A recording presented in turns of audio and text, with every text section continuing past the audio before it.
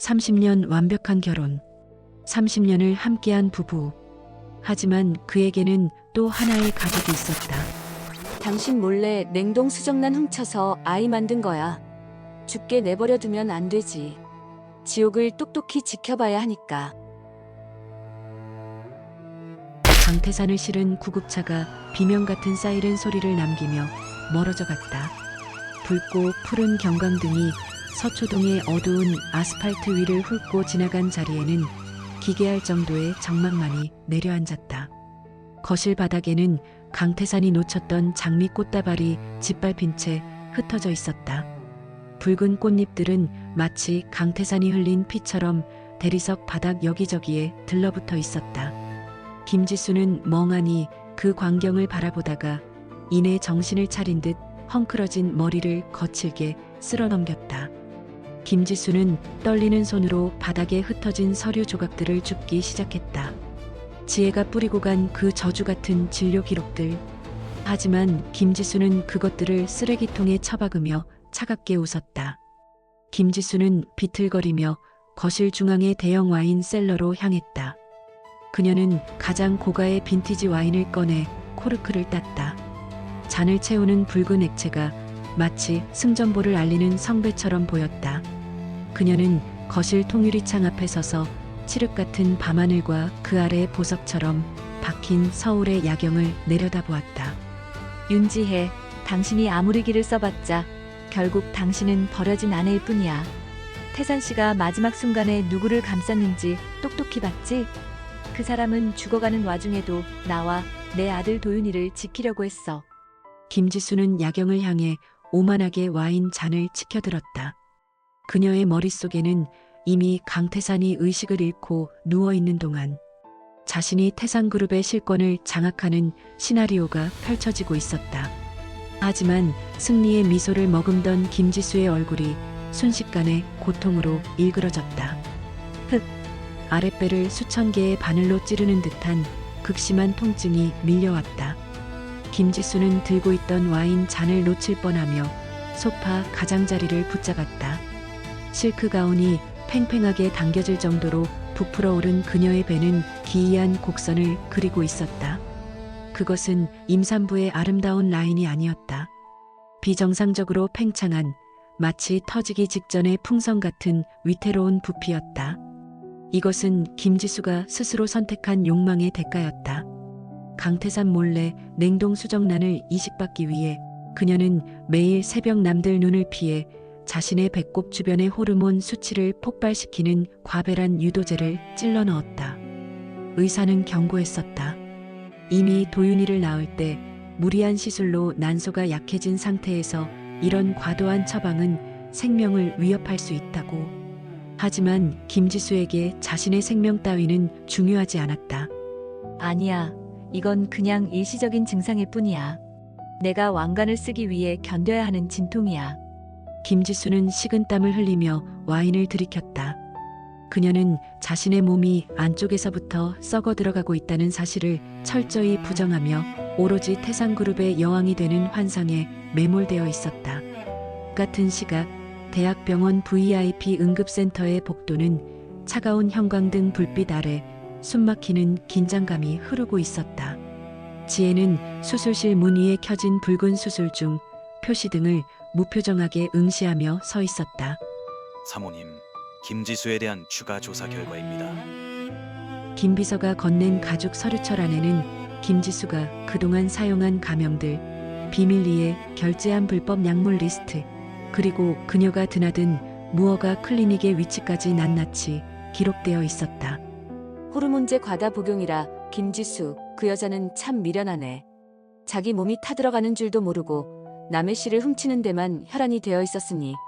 지혜는 서류 속에 첨부된 김지수의 복부 초음파 사진을 손끝으로 톡톡 쳤다. 비정상적으로 비대해진 난소와 가득 찬 복수.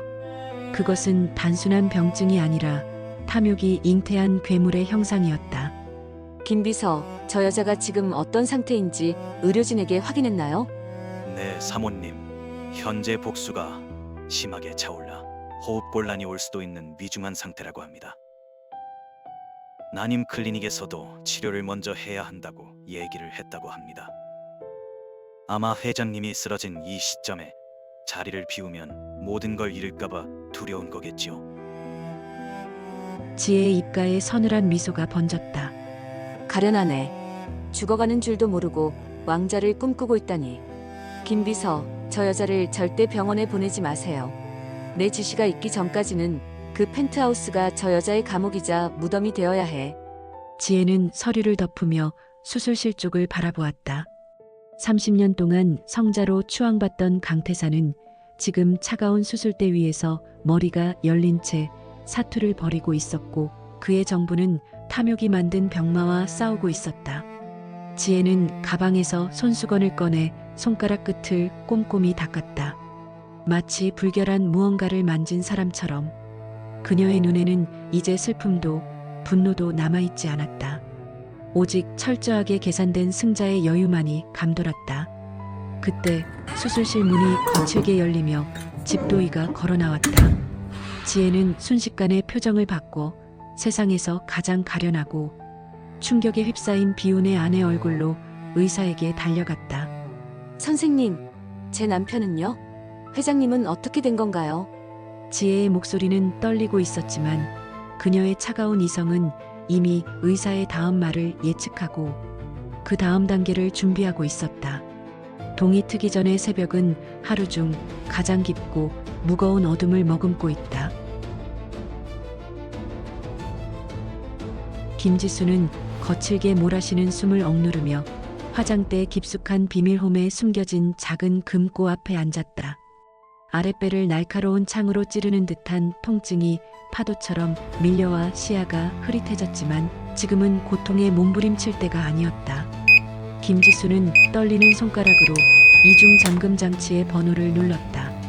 경쾌한 기계음과 함께 금고가 열렸고 그 안에서 빳빳하고 묵직한 서류 봉투 하나가 모습을 드러냈다. 봉투 겉면에는 아무런 글자도 적혀 있지 않았다. 하지만 그 안에 담긴 단 몇 장의 종이가 가진 무게는 태산그룹 전체 지분의 절반, 그리고 강태산이 평생 모은 비자금의 행방과 맞먹었다. 재산분할 및 사후 증여 약정서. 김지수는 마른 침을 삼키며 서류의 마지막 페이지를 펼쳤다. 그곳엔 강태산의 정갈한 친필 사인과 붉은 인감이 마치 승리의 낙인처럼 선명하게 찍혀 있었다. 당신이 그랬지, 태산 씨.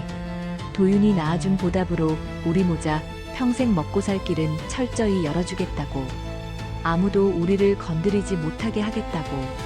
김지수의 창백한 입가에 비릿하고 잔혹한 승리감이 번졌다. 이 집, 그리고 태산 씨가 해외 계좌에 숨겨둔 현금 자산의 절반. 이건 처음부터 내 거였어. 윤지혜, 당신은 그저 30년 동안 무보수로 이 재산을 관리해준 충실하고 멍청한 집사였을 뿐이지. 김지수는 지체 없이 전화를 걸었다. 상대는 강태산의 추잡한 뒤처리를 수년간 은밀히 도맡아온 박 변호사였다. 박 변호사님, 나예요. 회장님 쓰러지셨어요.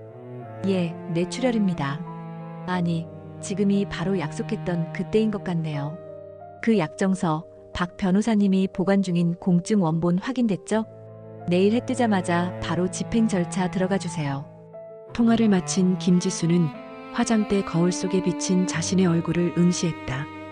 거울 속 여자는 복수가 차올라 배가 기이하게 부풀어 올랐고 통증으로 인해 식은 땀을 비오듯 흘리고 있었다. 하지만 그 눈빛만큼은 시체 속에서 보석을 발견한 하이에나처럼 탐욕으로 번들거리고 있었다. 김지수는 마지막 도발을 위해 지혜에게 메시지를 작성했다. 강태산의 사인이 담긴 페이지를 고화질로 촬영해 전송하는 순간 그녀는 자신이 이미 태산그룹에 보이지 않는 여왕이 되었다고 확신했다. 같은 시각 대학병원 VIP 응급 대기실. 공기는 소독약 냄새와 차가운 에어컨 바람으로 가득 차 있었다. 지혜는 김 비서가 가져다준 종이컵 커피를 양손으로 감싸준 채 미동도 없이 앉아 있었다.